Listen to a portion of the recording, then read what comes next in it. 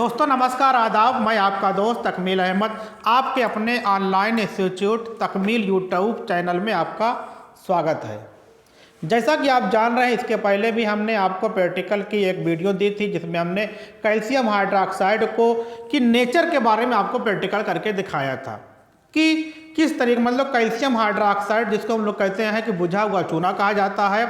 उसमें यह होता है कि अगर मतलब कि उसके लिक्विड लेते हैं कैल्शियम हाइड्रोक्साइड के, हमने क्या डाला था कि रेड लिटमस पेपर को डाला था, वो ब्लू में चेंज हो गया था, इसलिए हमने कहा था कैल्शियम हाइड्रोक्साइड क्या होते हैं, क्षारीय अर्थात बेसिक नेचर के होते हैं। आज हम लोग बात करने चल रहे हैं कि डिस्प्लेसमेंट रिएक्शन के बारे में बात कर रहे हैं, जिसको हिंदी में कहा जाता है विस्थापन अभिक्रिया के नाम से हम जानते हैं। अब यहाँ पर डिस्प्लेसमेंट या विस्थापन का मतलब ये होगा कि एक सक्रिय धातु दूसरे सक्रिय धातु के परमाणु को हटा देती है, इसी को क्या कहते हैं, डिस्प्लेसमेंट या विस्थापन अभिक्रिया के नाम से जानते हैं। यही आपको लिखना भी एग्जाम में। अब यहाँ पे देख लीजिए, हमने कॉपर सल्फेट का सॉल्यूशन लिया है, उसमें क्या डाल दे रहे हैं, आयरन डाल दें। आयरन का मतलब क्या होता है, देखिए हम आपके सामने लेकर आए हैं, ये क्या है, आपका आयरन है, ये आपका लोहे की कील है। अब बात आती है कि इसको डालोगे तो फिर क्या बन जाता है, हमको जो सॉल्यूशन प्राप्त होगा वो प्राप्त होगा फेरस सल्फेट प्राप्त होगा, और कॉपर क्या होगा, ठोस के यहाँ पे निकल आया ना, देखिए यहाँ लिखा है Cu यस, ये आपका ऑक्सीडेशन नंबर जो 0 होता है ये आपका यस के रूप में निकल आएगा। जब यहाँ पे निकला इसका मतलब क्या हुआ कि ये विस्थापन हो गया। तो कैसे हम आपको करके दिखा रहे हैं, देखिए किस तरीके से क्या होगा। पहले क्या लोगे, एक टेस्ट ट्यूब लेंगे, आप लैब में जाएंगे, टेस्ट ट्यूब लिया आपने, हल्का सा उसमें क्या ले लिया, पानी ले लिया। अब यहाँ पे देख लिया आपको इस तरीके का, अगर आपको वहाँ पे लैब है तो बॉटल दिखाई पड़ेगा, उसमें क्या लिखा रहेगा, copper second sulphate 5 hydrate. Copper sulphate आप देख लीजिए अच्छे से, कॉपर सल्फेट 5 हाइड्रेट हमने इसको लिया। अब क्वेश्चन आता है कि पहला क्वेश्चन यहाँ शुरू होता है, अगर एग्जामिनर पूछता है कॉपर सल्फेट का रंग कैसा होता है, तो कॉपर सल्फेट का रंग क्या होता है, देख रहे हैं ये ठोस रूप में होता है, ये क्रिस्टलाइन के रूप में है, तो क्या है, ब्लू रंग का है, आप ये ठीक ब्लू रंग का है। ये क्या होता है, ये साल्ट, क्या है, साल्ट, जैसे अम्ल, क्षार और लवण, तो ये क्या होता है, लवण होता है। इसको हमने क्या किया, इसको बोलते हैं स्पैचुला बोलते हैं। स्पैचुला को आपने लिया, इस स्पैचुला में कॉपर सल्फेट के साल्ट को इसी में आपने डिप करा दिया, इसी ने आपने इसमें ये डाल दिया।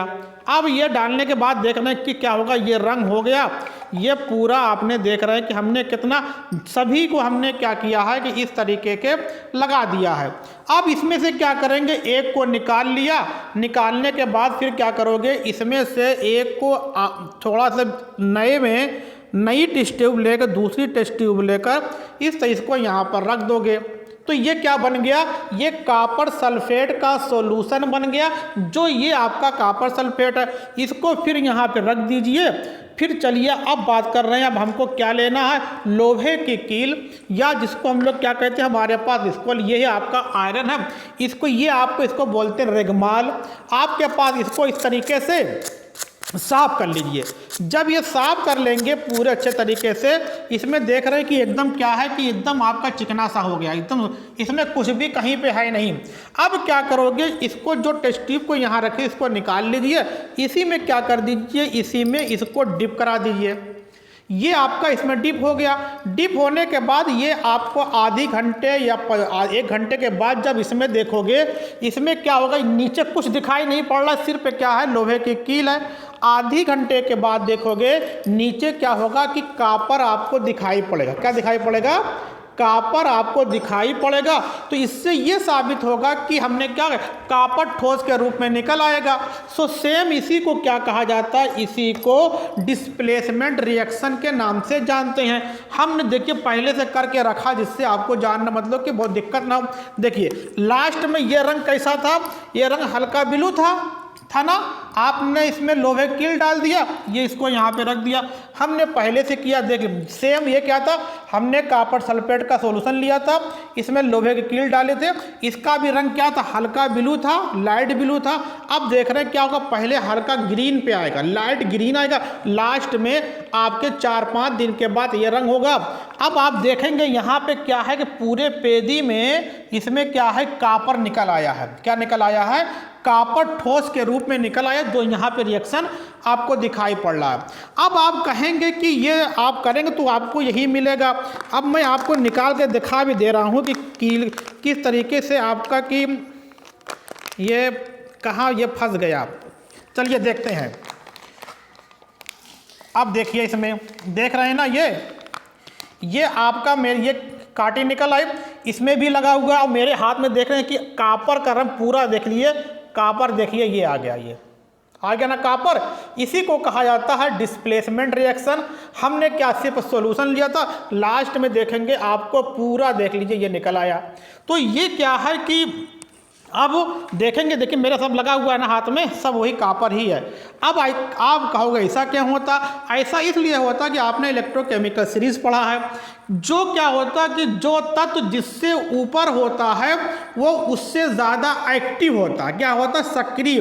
तो हमने कॉपर सल्फेट को लिया था, लोहे कील डाला था, तो इसमें क्या होता, कॉपर से ऊपर लोहा है, इसका मतलब कि आयरन या लोहा कॉपर से अधिक सक्रिय है। जब आप कॉपर सल्फेट के विलयन में ये इसको डिप कर रहे हैं तो क्या करेगा, लोहा कॉपर को वहाँ से हटा देगा, जैसा कि मेरे हाथों में आपको दिखाई पड़ रहा है, देख रहे हैं ना।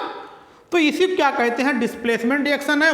तो हमने आपको इलेक्ट्रोकेमिकल सीरीज से बताया, इलेक्ट्रोकेमिकल सीरीज में क्या होता है कि जो धातु जिससे ऊपर होती है, ऊपर वाली धातु नीचे वाली धातु से ज़्यादा सक्रिय होती है।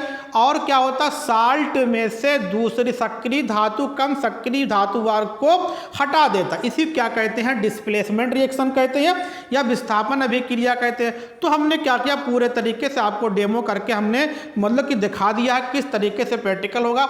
आप लैब में जाएंगे इसी तरीके से प्रैक्टिकल करेंगे। अब मैं इसके बाद आपके लिए वीडियो लेकर आऊँगा, लैब में जाने पर आपको कौन कौन सी सावधानियाँ बरतनी है वहाँ, क्योंकि एसिड होता है।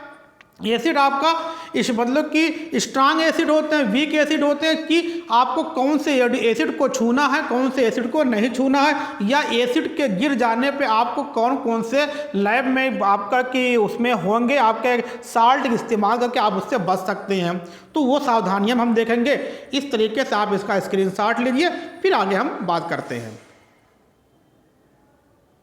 तो उम्मीद करता हूँ आपने स्क्रीनशॉट लिया होगा, आपको ये सेशन बढ़िया लगा होगा। आप अच्छे से देखना कि पूरे तरीके हमने पूरे मेरे हाथ में कॉपर लग गया है। इसी के साथ मैं अपने शब्दों अपने वाणी को विराम देता हूँ। वो कहते हैं धन्यवाद, फिर मिलते हैं अगले वीडियो में अगले प्रैक्टिकल के साथ। फिर आप पढ़ते रहिए, खुश रहिए।